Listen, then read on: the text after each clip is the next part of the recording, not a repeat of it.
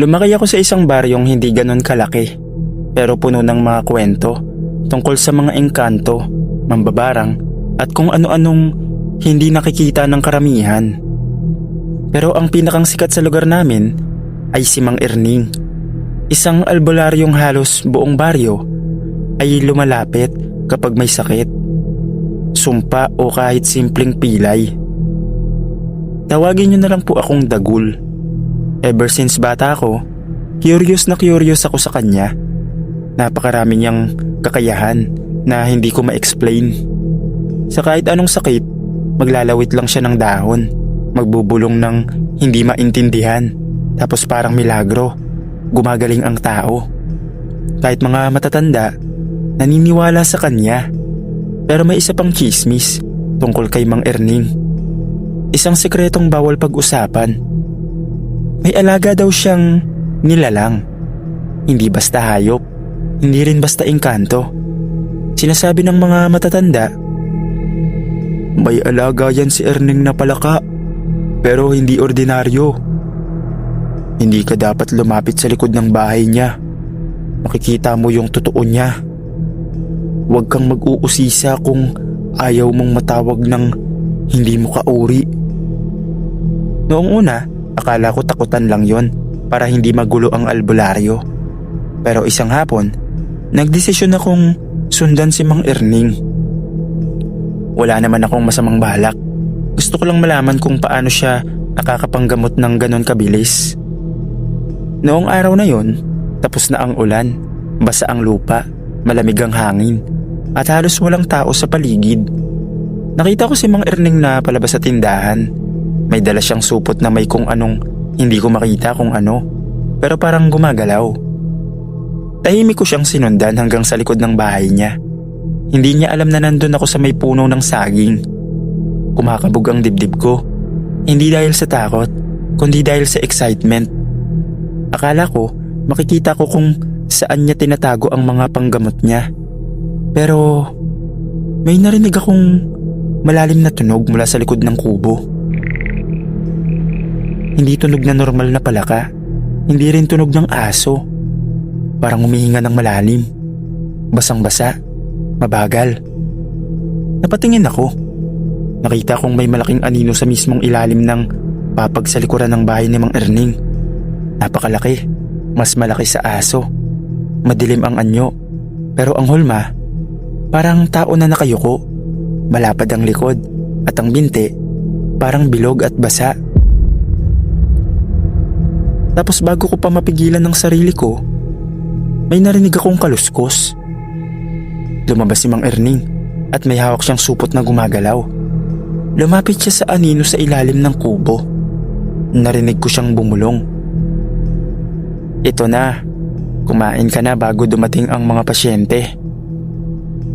At doon ko nakita ang dalawang kamay na lumabas mula sa dilim. Hindi kamay ng tao, pero hindi rin kamay ng hayop.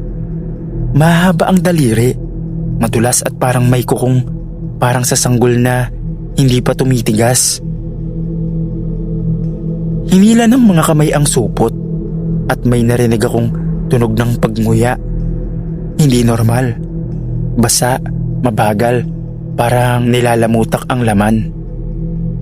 Napatakbo ako pabalik sa amin, halos hindi makahinga. At mula noong gabing yun, alam kong hindi basta albularyo si Mang Erning. May tinatago siyang nilalang na hindi dapat makita ng kahit sinong tao. At ang hindi ko alam noon ay hindi pala yun ang pinaka nakakatakot na parte. Pagkarating ko sa bahay namin, akala ko tapos na. Akala ko sapat na ang nakita ko para tumigil na ako. Pero hindi ko alam na may nakasunod pala sa akin. Wala pang 5 minuto mula nang dumating ako, narinig kong may humampas sa labas. Hindi tao, hindi aso. Parang malaking bagay na basa ang tumalbog sa lupa. Sa labas ng bintana namin, may aninong nakatayo. Malaki. Hindi normal ang hugis. Nagulat ako nang makita ko si Mang Erning. Pero pawis na pawis, parang nagmamadali. Tinawag niya si nanay. Pasensya na, Aling Rosa. Hinahanap ko lang yung batang to. Hindi ko alam kung bakit, pero bigla akong kinabahan. Hindi na ako makagalaw. Parang may bumigat sa dibdib ko. Tumingin siya sa akin, diretso, parang alam niyang may nakita ako. Dagol, halika sandali. May kailangan lang akong itanong. Ayokong lumapit. Pero parang may hinihila sa akin papalapit sa kanya. Hindi puwersa, pero parang malamig na hangin na dumadaan sa ulo ko. Nang malapit na ako, naramdaman ko yung kamay ni Mang Erning sa balikat ko. Mainit. At sa likuran niya, at doon ko narinig yung kakaibang tunog. Hindi siya galing sa malayo. Hindi siya galing sa likod ng bahay. Nanggaling siya sa mismong anino sa likod ni Mang Erning. Hindi dapat ako tumingin, pero napatingin ako. At doon ko siya nakita ng buong buo. Isang napakalaking palaka. Halos hanggang bewang ni Mang Erning ang laki. Pero ang katawan, hindi pang hayop. Yung braso niya mahaba, may siko. Yung paa niya, may daliring parang sa tao pero bilugan ang hugis. Kulay brown. Yung mata niya, dilat na dilat. Kulay itim na may maninipis na guhit na pula. At ang dila, lumalabas. Parang inaabot ako. Tumingin si Mang Erning sa nilalang at bumulong ng, "Wag, bata lang yan." Pero hindi nakinig ang nilalang. Umakyat palalo ang katawan niya. At nakita ko ang likod nito ay parang may uka. Parang pinagdugtungan ng dalawang balat. Lumapit sa akin, mabagal. Parang gusto lang akong amuyin. At doon ako kinilabutan ng sobra. Kasi ang kamay ng nilalang, yung mahaba at madulas na daliri, ay dahan-dahang dumadampi sa pisngi ko. Malamig na parang yelo, basa, madulas at mabigat. Hindi ako makahinga, hindi ako makapagsalita. Tapos biglang, shhh. Sumipol ng malakas si Mang Erning. Umurong ang nilalang. Pero hindi inalis ang mata sa akin.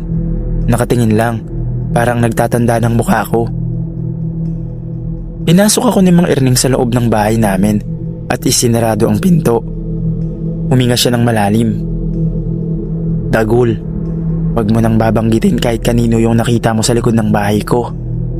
Hindi yun hayop, hindi rin kaaway. Pero hindi dapat siya makita ng bata." Hindi siya galit, pero parang takot. Takot na malaman na may nilalang siyang pinapakain at pinapalaki. Umiyak ako, hindi dahil gusto ko. Kusa lang lumabas. Hindi ko alam kung bakit pero hindi ko makalimutan yung malamig na kamay ng nilalang sa mukha ko. Bago siya umalis, tumingin siya ulit sa akin. "May pakiramdam yan, nakakakilala. Kapag nakita ka niyan sa dilim, susundan ka niyan." Kinabukasan, nagkalagnat ako ng halos 1 linggo. Sabi ni nanay, "Baka napasma ka lang." Pero hindi sakit yon. Alam kong hindi. Kasi kahit nakapikit ako, naririnig ko pa rin yung tunog ng nilalang. Hindi malakas, hindi nanggugulat, pero alam kong nandyan lang siya sa paligid. Minsan kapag gabi, may naririnig kaming kumakaluskos sa likod ng bahay namin. Parang malalaki at basa na paa na gumagalaw sa putik. At isang beses, habang nagpapagaling pa ako, nang silipin ko ang bintana, may 2 mata sa dilim, pabilog, matingkad, tumitingin sa akin. Pero pagkurap ko, wala na. Pero alam kong hindi guni-guni yun. Matapos yun, Sir Dave, hindi na ako pumunta sa bahay ni Mang Erning. Hindi na rin ako dumadaan sa gilid ng bintana tuwing gabi. Kasi baka makita ko na naman ang nilalang na yon.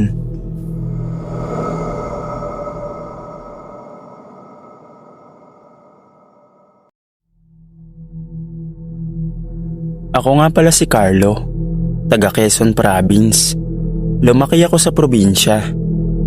Simula bata pa ako, naririnig ko na yung kwento tungkol sa latian sa likod ng barangay hall. May kung anong nilalang daw na tumitira doon. Pero hindi ako naniniwala noong una. Hindi ako madaling takutin. Nakakatulog pa nga ako sa kubo sa gitna ng bukid kahit mag-isa. Pero nagbago ang lahat noong gabi ng June 2021. Noong araw na yun, nagsara ang sari-sari store ng pinsan ko ng medyo late. Tumambay pa kami saglit, nagkukwentuhan. Umuwi ako mga 3:30 PM. Medyo madilim na. May 2 daan pa uwi sa bahay namin. Yung mas mahabang daan sa kalsada pero maliwanag. At yung shortcut sa latian, madilim, walang poste, pero mabilis kang makakauwi. Siyempre dahil sanay na ako, shortcut ang pinili ko. Pagpasok ko pa lang sa kapatagan, napansin kong kakaiba ang katahimikan. Walang kuliglig, walang palaka, parang walang gustong gumawa ng ingay. At ang tanging naririnig ko lang ay yung yapak ko sa putik. Habang papalapit ako sa latian, may napansin ako na kakaiba. Sa gilid ng daan, may malaking bakas ng paa sa putik. Hindi siya pang tao, pero hindi rin pang hayop. Malaki, bilog ang unahan. Tapos 4 na parang daliri na mahaba. Napatigil ako, sinilip ko. Tas may amoy hindi mabaho, pero parang malansang tubig na matagal nang nakatenga. Tumayo ang balahibo ko, pero sabi ko sa sarili ko, hayop lang yan. Baka malaking palaka lang o kung ano. Paglampas ko ng mga ilang hakbang, doon ko narinig yung tunog na hindi ko inaasahan.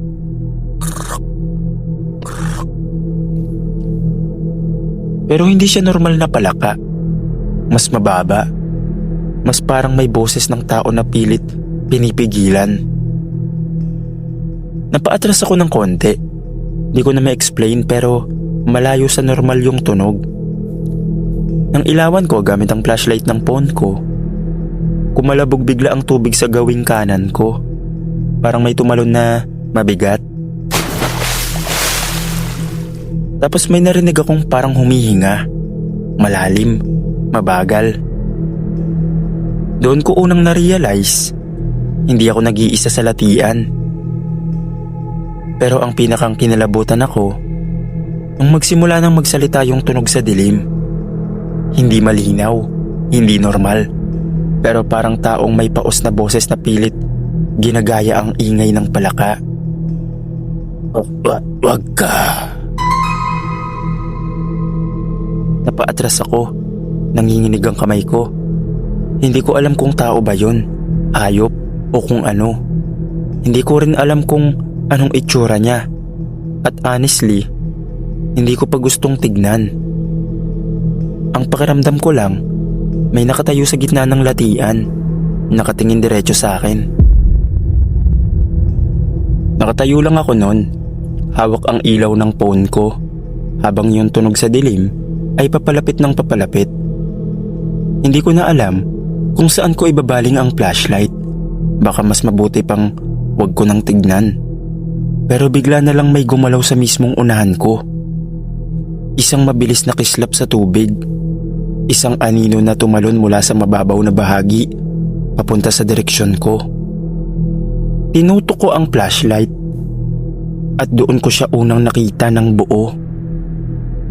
Ulo ng palaka, katawan ng tao, pero hindi pantay, hindi mukhang natural. Parang pinilit idikit ang dalawang bagay na hindi dapat magkasama.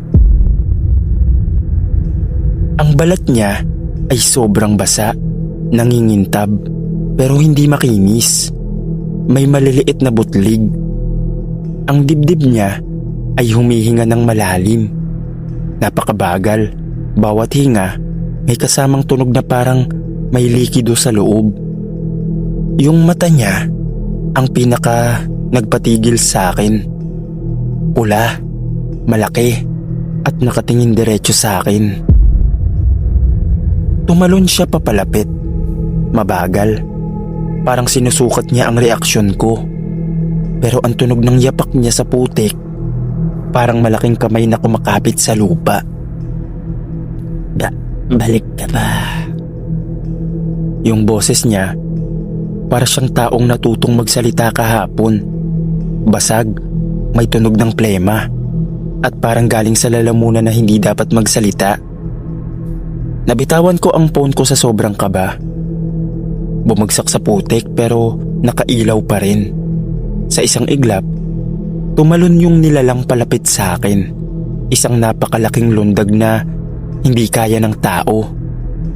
Ramdam ko yung lupa na parang gumalaw. At doon ko naramdaman ang kamay niya. Oo, kamay. Hindi paa. Hindi palaka. Kamay ng tao pero mahaba ang daliri. Madulas. Malamig. Parang nasawsaw sa malamig na tubig buong araw. Hinawakan niya ang binti ko ng mahigpit. Parang tinitignan kung masasaktan ba ako. Nagpumiglas ako at natanggal ang pagkakahawak niya sa akin. Pinilit kong tumakbo ng mabilis at nang makalayo ako ng 1 metro, bigla siyang umatras. Parang ayaw niyang tumapak sa parte ng daan na tuyo. Doon ako nagkalakas ng loob na tumakbo ng sobrang layo. At habang tumatakbo ako, naririnig ko pa rin siya. Huwag kang babalik. Pero ang pinaka nakakatakot, hindi boses niya, hindi itsura niya, kundi yung mga sumulpot sa likod niya. 4, hindi, 6. Hindi ko alam kung ilan. Dumami sila. Mga mata lang ang nakita ko, pulang umiilaw sa dilim. Nakalutang sa ilalim ng latian. Nagsimula silang lumapit, pakalat, paikot, pinapalibutan yung daang basa. Kung hindi ako agad nakarating sa poste ng ilaw, hindi ko na alam kung ano nangyari sa akin. Nang sobrang nakalayo na ako, nakita kong tumigil na sila, huminto na. Parang may hangganan ang kaya nilang tawirin. Tumingin ako pabalik at nakita ko silang lahat. Nakalubog hanggang dibdib sa tubig. Nanonood lang, hindi gumagalaw. Tapos isa-isa silang lumubog. Pagdating ko sa bahay, nanginginig pa rin ako. Hindi ako nakapagsalita. Tinanong ako ng nanay ko kung bakit basa ang short ko, kung bakit nanginginig ang kamay ko. Pero wala ako nasabi. Kinabukasan, bumalik ako sa lugar kasama ang 3 kong pinsan. Umaga na, maliwanag. Wala kaming nakita. Pero may isang bagay akong napansin na hindi ko malilimutan. Yung mga bakas ng paa sa putik. Malalaki, bilugan, may 4 na daliring mahaba. Pero ang pinakang nakakakilabot, sa mismong lugar kung saan ako hinawakan, may malaking marka sa putik. Parang balat na dumikit. Pero simula noon, Sir Dave, hindi na ako dumaan sa latian. Hindi na rin ako naglalakad ng mag-isa kapag madilim na.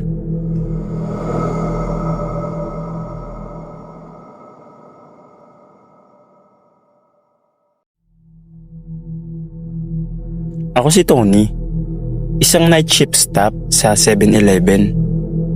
Isang branch na halos hindi dinadaanan ng tao pag madaling araw. Sanay ako sa mga lasing na customer, mga call center agent na bibili ng kape, at mga delivery riders na humihingi ng refill ng tubig.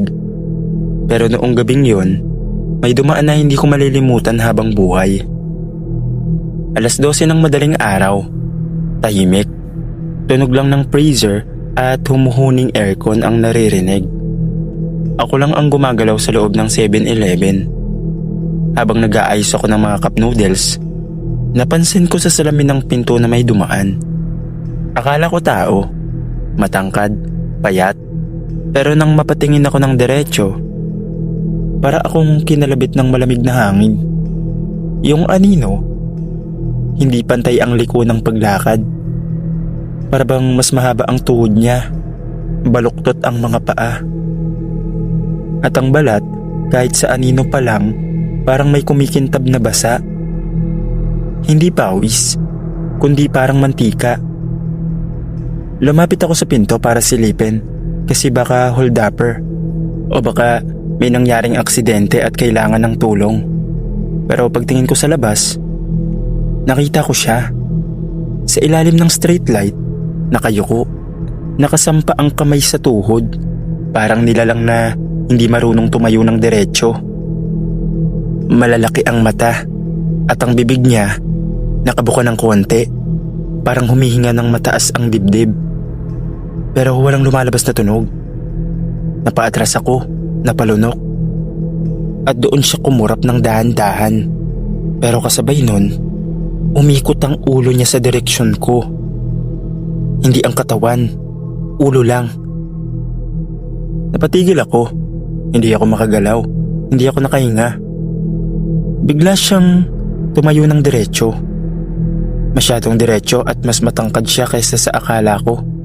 At sa isang iglap, nasa harap na siya ng glass door ng 7-Eleven. Hindi siya naglakad. Parang tumalon. Isang malakas, mabilis at tahimik na talsik. Nakadikit ang mukha niya sa salamin. Yung mga mata niya nakatitig sa akin. At doon ko nakita ng malinaw. Hindi tao ang mukha niya, kundi parang taong palaka. Tapos, nakita ko ang dila, umusli ng konti sa gilid ng labi. Mahaba, parang sinusubukang abutin ng hangin, papunta sa akin. What the? Hindi ko na natapos dahil biglang kinaskas ang palad niya sa salamin. 3 kaskas, para bang sinusuri kung manipis ba ang salamin, kung kaya niya bang basagin. Hindi ako makapagsalita. Nakatukod ang sapatos ko sa sahig dahil nanghina ang tuhod ko. At pagkatapos nun, isang malalim na tunog mula sa dibdib niya. Yung tunog ng palaka, pero malaki, mabigat at masyadong malapit. Kasunod nun, bigla siyang tumalon paalis. Sobrang taas, lampas sa street light hanggang sa madilim na parte ng kalsada. Pagkatapos nun, nawala siya. Ganun lang kabilis. Tumakbo ko papasok sa stockroom at tumawag ng barangay. Pagdating nila, wala silang nakita. Kahit anong hanap nila sa paligid, wala ni isang bakas. Pero pagtingin namin sa glass door, nakita pa rin namin ang 3 bakas ng basang kamay. Hindi pawis, hindi tubig, kundi malagkit, parang galing sa tiyan ng palaka. Pinunasan namin pero hindi natanggal agad. Dumikit talaga siya sa may salamin ng sobrang kapit. Kinabukasan, nag-install ng bagong CCTV. Pero noong balikan namin ang footage ng gabing yun, nagulat kami. Walang nilalang na dumaan, walang tumalon, walang dumikit sa salamin. At nakita lang sa footage ay ako na biglang napaatras at napatakbo. Pero yung marka sa salamin, nandun pa rin. At tuwing madaling araw, kahit hindi ko aminin sa manager ko, may naririnig akong tunog mula sa labas ng tindahan. Hindi yabag, hindi paglakad, kundi yung mahinang tunog ng palaka. Parang may basang paan na dumaraan at minsan hihinto sa harap ng pinto. Saglit lang, tapos mawawala ulit. Pero mula nung gabing yun, Sir Dave, hindi na ako tumingin sa salamin kapag madaling araw.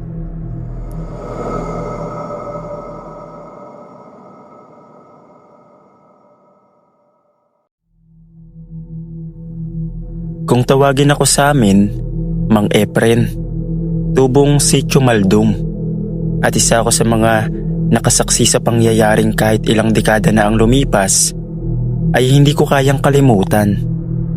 Isang kwento tungkol sa isang balon na hindi dapat nilalapitan at sa isang pulubin na naghahanap lang ng kalakal pero nauwi sa isang gabi ng hilakbot. Sa dulo ng Sitio Maldum, lampas pa sa masukal na damuhan, may kinakalawang na bakod at sa loob nito may isang lumang balon na matagal nang pinaniniwalaang may bantay. Wala halos pumapansin dito dahil kahit noong bata pa kami, kwento ng mga matatanda na may kumakaluskos sa ilalim nito tuwing dapit hapon. Pero isang hapon, may isang pulubi na dumaan. Si Lando, hindi taga rito at madalas naglalakad sa mga bayan para mangalakal. Pagod, gutom at uhaw. Napadpad siya sa tabi ng balon. Sumilip siya, umaasang baka may nakasabit na lumang lata o gamit na maaaring ipunin. Tahimik ang lugar. Wala ni isang ibon. Kahit ang hangin, parang nakahinto. Sumilip si Lando sa balon. Tapos may narinig siyang isang tunog na malagkit. Parang may mabigat na gumagalaw sa ilalim. Natigilan si Lando. Lumalim ang dilim sa bungad ng balon na para bang may unti-unting umaangat mula sa kailaliman.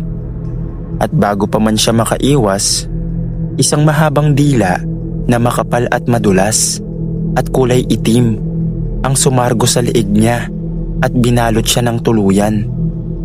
Hindi siya nakasigaw. Wala akong narinig kundi pagkalagot ng hininga niya at ang hinihilan niyang tsinelas na tumama sa bato. Sa isang iglap lang, nawala si Lando. Para siyang tinangay pababa ng isang halimaw na nakatira sa kailaliman ng balon. Nang sumilip kami nang may dumating na mga tao, wala kaming nakita.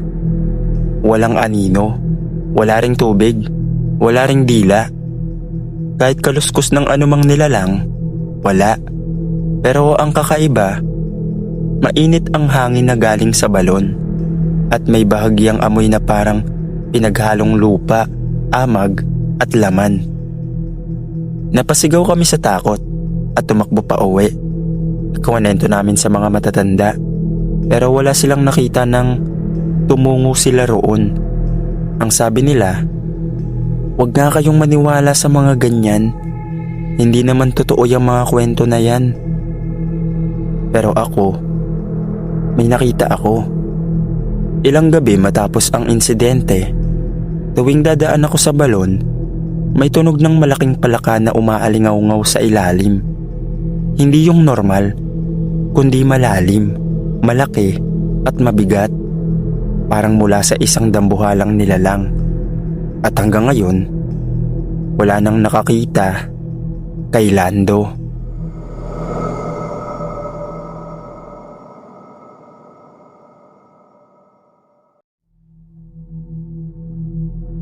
Magandang araw pagsapit ng takip silim. Ako nga po pala si Mia at gusto ko lang ikwento ang isang karanasang hindi mawala sa isip ko. Isang biyahe na dapat sana'y simpleng road trip lang, pero nauwi sa isang bagay na hindi ko maipaliwanag. Hanggang ngayon, dinadalaw pa rin ako ng alaala ng gabing yun. Niyaya ako ng boyfriend kong si Ken mag-road trip papuntang Batangas. Matagal na naming bucket list ang dumaan sa Cabiang Tunnel kasi sikat ito sa mga riders at group trippers. Excited ako kasi sabi nila, sinetik daw ang daan papunta doon. Bundok sa paligid, dagat sa malayo, at syempre, yung thrill ng pagdadaanan sa pinakamahabang tunnel sa Pilipinas. Hating gabi na nang umalis kami dahil gusto naming makita ang tunnel na halos walang tao. Alam kong risky pero mas naging exciting para sa amin. Habang papalapit kami, ramdam ko na agad ang kakaibang katahimikan ng lugar. Walang kasalubong na sasakyan, wala ring street light sa paligid. Tanging headlight lang ng sasakyan namin ang nagliliwanag sa daan. Pagdating namin sa bungad ng tunnel, parang biglang nag-iba ang simoy ng hangin. Napatingin ako kay Ken. Ngumiti lang siya at sinabing, "Relax love, adventure lang to." Ngunit habang unti-unti nilalaman ng dilim ang tunnel ng sasakyan namin, ramdam kong iba ang bigat ng hangin sa loob. Ang eko ng makina ng kotse parang masyadong malakas. Tahimik kaming dalawa kahit may music sa radyo. Biglang nag-static at hindi na bumalik ang sounds. Dumaan ng ilang segundo pero parang sobrang haba ng tunnel. Tumingin ako sa phone ko para mag-check ng oras. Pero nag-freeze ito. Blank screen lang ang nakikita ko. Ken, parang ang tagal natin dito ah. Di ba 300 meters lang to? Oo, dapat konting minuto lang. Pero bakit parang wala pa ring dulo? Habang tuloy-tuloy kaming bumabagtas, biglang may mga ilaw na parang anino ng ibang sasakyan sa side mirror. Pero wala namang dumadaan. Doon ko naramdaman ang panginginig ng buong katawan ko. At sa wakas, nang makita namin ang liwanag sa dulo, huminga ako ng malalim pero paglabas namin, hindi yun ang daan papuntang Nasubo. Ang buong paligid ay nababalot ng makapal na ulap. Parang usok, mga punong baluktot, parang may mga kamay na nakaabot sa kalsada. At sa malayo, may ilaw na hindi ko mawari kung bahay ba o mga matang nakatingin sa amin. Parang hindi na kami nasa mundo na alam namin. Paglabas namin sa tunnel, ramdam ko na agad yun. Ramdam ko na agad na hindi yun Batangas. Ang paligid ay kulay abo, nababalot ng makapal na ulap na parang mausok. Ang mga puno ay hindi mukhang normal, baluktot ang mga sanga. Animoy kami na gustong dumakot sa sasakyan. Ken, dasan tayo? Parang ibang lugar to. Wala sa mapa to, Mia. Pinilit niyang patakbuhin ng sasakyan, pero habang umaandar kami, napansin kong paulit-ulit ang daan. Isang lumang waiting shed, isang poste ng ilaw na nakasindi kahit walang kuryente, at isang puno na may nakasabit na lumang sapatos. Ilang beses namin nadaanan yun, paulit-ulit kahit diretso lang ang takbo. At sa pangatlong ulit, doon na namin nakita. Sa gilid ng kalsada, may mga taong nakatayo. Hindi sila gumagalaw, hindi sila nagsasalita. Mga aninong parang gawa sa usok, nakatingin lang sa amin habang dumadaan kami. Isa-isa silang lumilingon, nakasunod ang mga ulo sa pag-andar ng kotse namin. Biglang nagloko ang makina. Umandar, huminto, umandar ulit. Ken, bilisan mo. Ayoko na rito. Halos pasigaw kong sabi. Inapakan niya ang gas pero imbis na bumilis, lalo pang bumigat ang takbo ng sasakyan. Parang may humihila sa likod. At doon ko narinig, sa radyo na kanina'y static, biglang may boses na bumulong. Walang nakakalabas. Walang nakakalabas. Napalunok si Ken at biglang kumabig ang manibela. Mia, kumapit ka. Dumaan kami sa gilid ng kalsada. Halos sumayad ang gulong sa matarik na bangin. Pero sa halip na madurog sa pagbangga, bigla kaming binalot ng nakakasilaw na liwanag. Sa isang iglap, bumalik ang normal. Nasa labas na kami ng Cabiang Tunnel, pabalik ng Cavite side. Huminto si Ken sa gilid. Parehong habol ang hininga, pawis na pawis kahit malamig ang hangin. Tahimik kami pareho ng ilang minuto. Nang sa wakas ay nagkalakas ako ng loob. Kinuha ko ang phone ko para tignan ang oras. Ang problema, 12:00 ng hating gabi pa rin. Eksaktong oras kung kailan kami unang pumasok sa tunnel. Parang hindi gumapang ang oras. Matapos yun, hindi na kami bumalik ni Ken sa Cabiang Tunnel. Sa tuwing nadadaan kami sa Cavite, iniiwasan namin ang daang yun. Minsan naiisip ko, paano kung hindi kami kumabig palabas? Ano kaya ang mangyayari kung tuluyan kaming na-stuck doon? Hanggang ngayon, hindi pa rin mawala sa isip ko ang mga alaalang yon. Pero sa ngayon, masaya na kami at may mga anak na. lumipas man ang mga taon, hindi namin makakalimutan ang karanasan naming yon. Hanggang dito na lang po, Sir Dave. Maraming salamat po.